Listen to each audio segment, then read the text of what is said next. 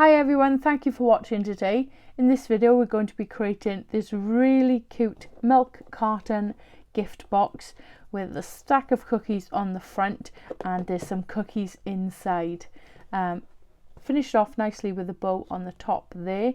This really lovely pattern paper and these cheeky stamps. I think they're so cute. So let me show you how I made it. To make the box you need a piece of 11 3/4 by 6.5. Along the 11 3/4 side score at 3, 9 3/4 and 11 1/4. Rotate your cardstock so you have the 1/2 inch tab at the bottom and you're going to score at 3 and 6. So you want 2 pieces of that and score them both in the same way. Next you want to fold and burnish along your score lines. So the 1/2 inch tab here along the shorter edge is a valley fold, but all the other folds are mountain folds. So do that for both pieces and then we're going to do some trimming. So I've got the 1/2 inch tab at the top and along the left hand side, and we're going to work left to right. So the first rectangle piece that we come to, the first score line, we're going to cut up to the first score line there, like so. Rotate your cardstock and just trim that one away. Then work your way along to the next score line and cut up to the first score line again. This piece is going to be our back piece, so I'm going to leave this square hole, but I'm going to take some wedges out of the left hand piece. This just removes any of the bulk when we're assembling the card base. Okay, so that's the bottom. We're now going to completely rotate it, so we have the 1/2 inch tab along the right hand side and along the bottom, and again working left to right.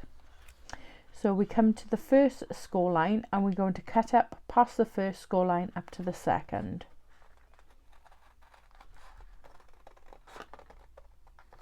Like so. So we're freeing up those 2 pieces there. Then work your way along to the next score line and again cutting up past the first score line to the second score line. Rotate your cardstock and trim that piece away.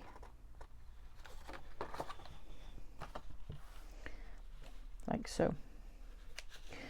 So the panel opposite your whole square is the front or the back. So you want to leave that one as whole.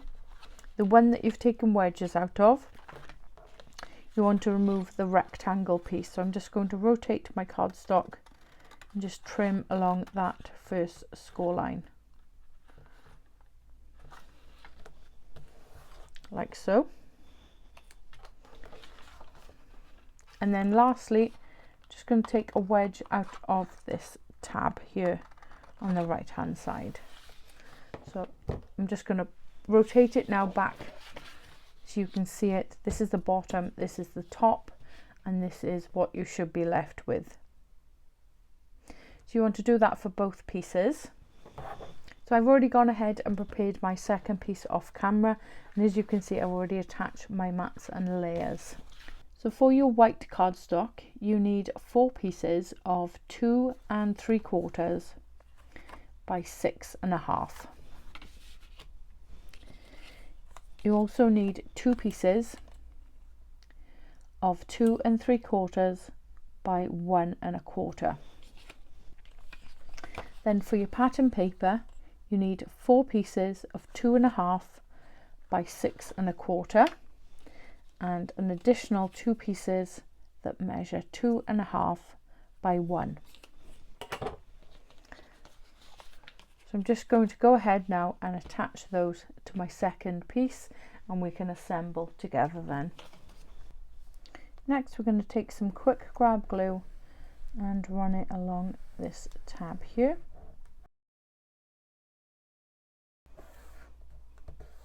So marry those two pieces up, make sure your score line matches on both sides. Okay, then you want to flip it over like so, fold the 1/2 inch and the larger panel over like so. Add quick grab glue along this tab here.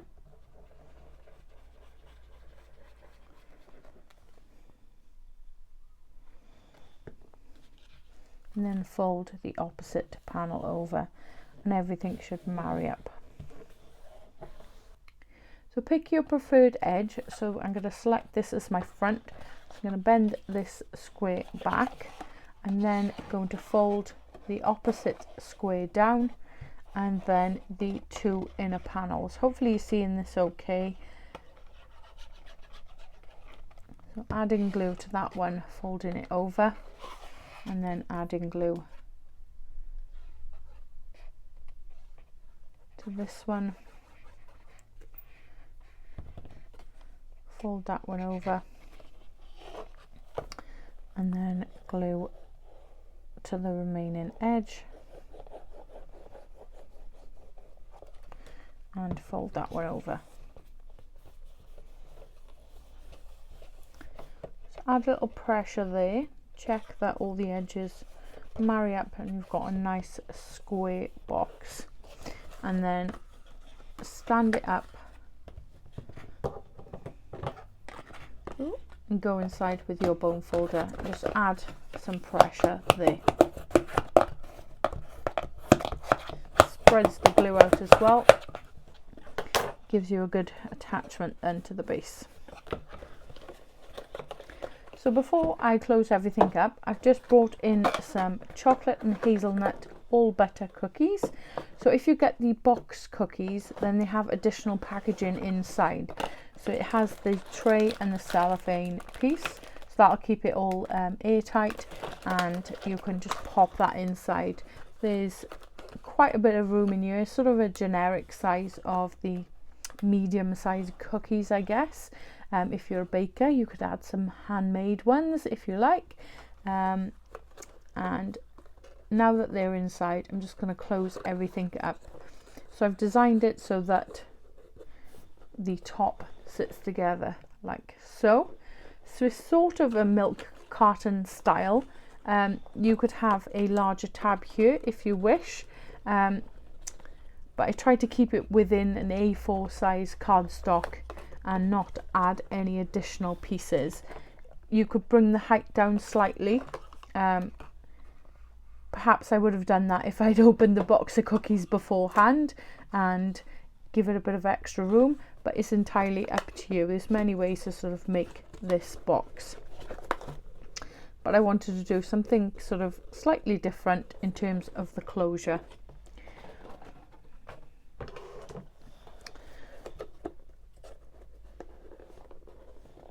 So now that the cookies are inside, I'm going to add, I'm going to punch a hole in here and add some eyelets and then some ribbon to tie that off and keep it closed.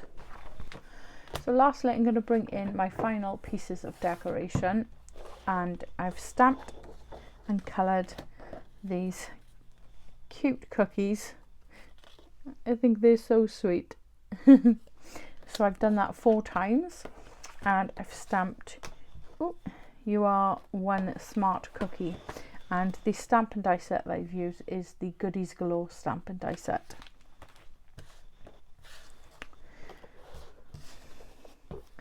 So my idea is just to have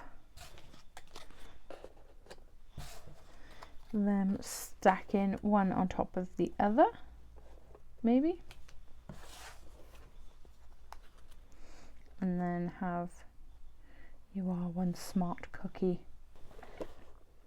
So there's the finished project. I changed my mind on the sentiment. I had it a white piece and a blue piece stacked together, and I cut them at an angle, and it was sort of overhanging the box, and I didn't quite like the look of that. So I used the matching die for the stamp, and I cut that out and attached that on some foam. I'm really pleased with the final project. I think it's turned out really sweet. I just love those cookies with their cheeky smiles and poking their tongues out. I think they're so lovely. You could easily change the papers on this, and this would make a great Christmas gift. As I said, you could bake some cookies and add those inside, maybe some hot chocolate sachets or coffee, and that'd make a lovely gift for someone. But equally, this would be great for someone passing their exams, getting a new job, a promotion, just a little something to say you're thinking of that person, and it just sort of takes the box of cookies up a notch. And yeah, I really like to know what you think of this project.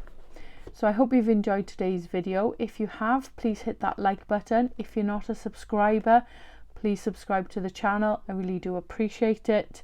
Any of the products used in today's video, as always, will be listed in the description box below. Once again, thank you for watching, and I'll see you in the next one. Bye!